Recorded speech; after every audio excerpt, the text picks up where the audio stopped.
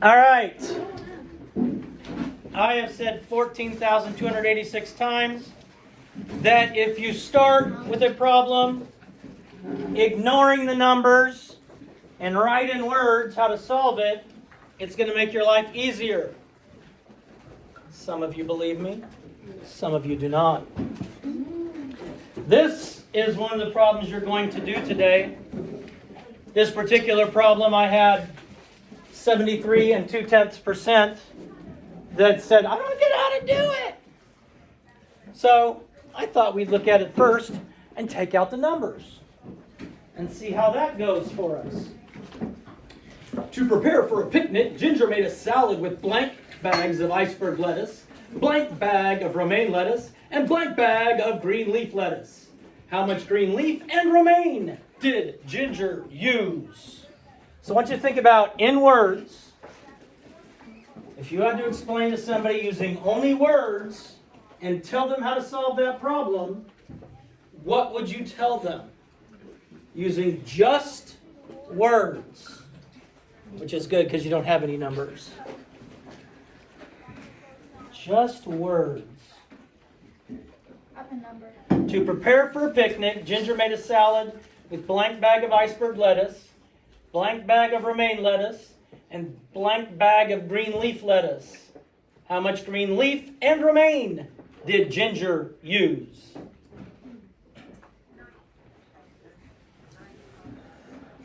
So Kinsley, in words, what would you need to do to solve this problem?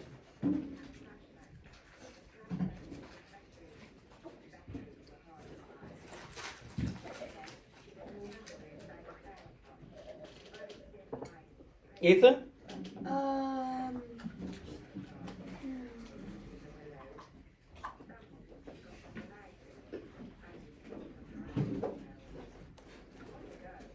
Let's put some numbers in there. These aren't the numbers in the problem.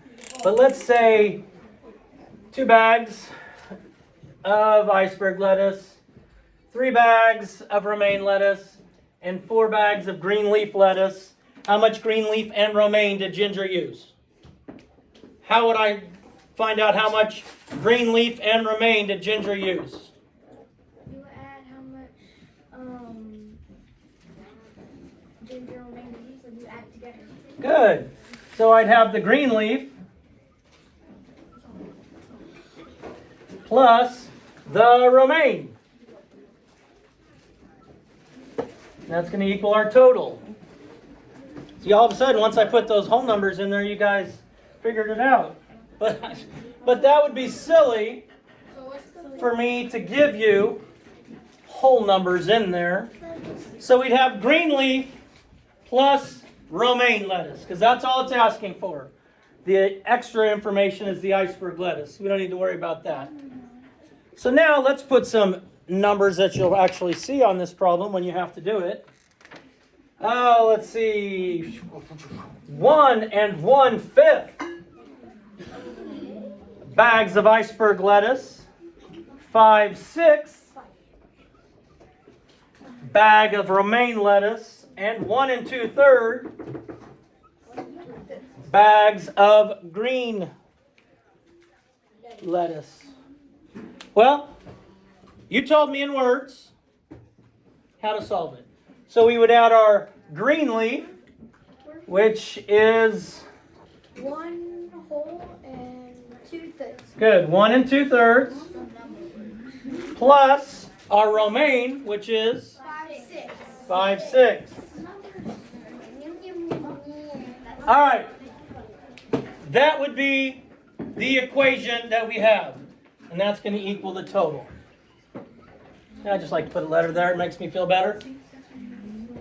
All right, so let's look at these fractions, because we always want to do an estimate, right? It makes our lives easier when we estimate.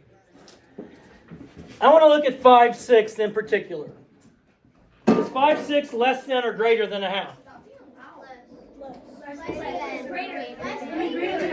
It's greater than a half. 5/6.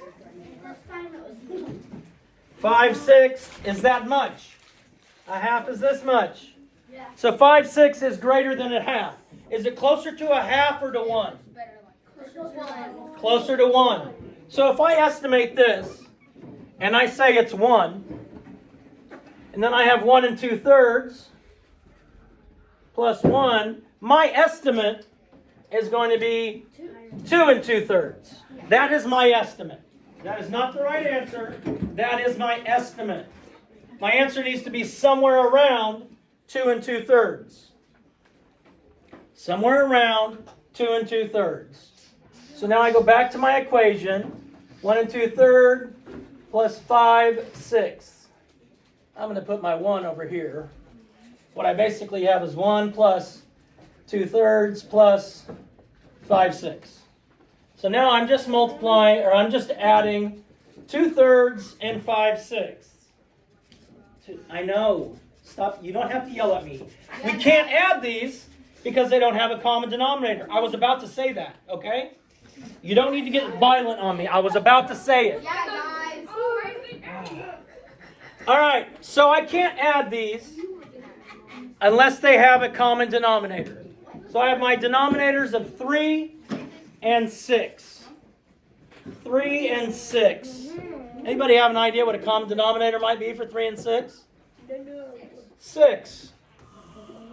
And we're going to learn about that a little bit today. So I'm going to change these. This one's already over 6. 2/3 is going to equal how many sixths?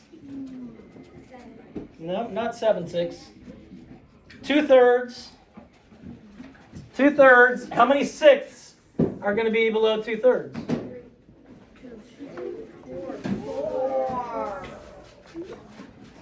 It's 4. So 2/3 equals 4/6. 2/3 equals 4/6. Now I can add them together. These are equivalent. 2/3 and 4/6. I did not change the value. I changed how it was written. It's still the same value. It's like taking $1, running to the bank and saying, hey, I need 100 pennies. You still have $1, you just have it in pennies instead. All right, so now I have 4/6 and 5/6, which equals 9/6. Which is what kind of fraction? An improper fraction.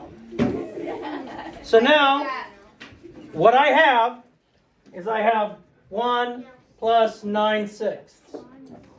I'm not going to leave it 1 and 9/6. Nope. But I can take 9/6 and make it 6/6 plus 3/6. When we started our unit on fractions, we talked about decomposing fractions. So now I have 1 plus 6/6 plus 3/6. And what did we say 6/6 equals? 1 whole. 1 whole. So I'm going to have 2 and 3/6. Another way to write that would be 2 and 3/6 can also be written as 2 and 1/2. 2 and 1/2. Yeah, 2 and 1/2. 2 and 1/2. Questions, Toe?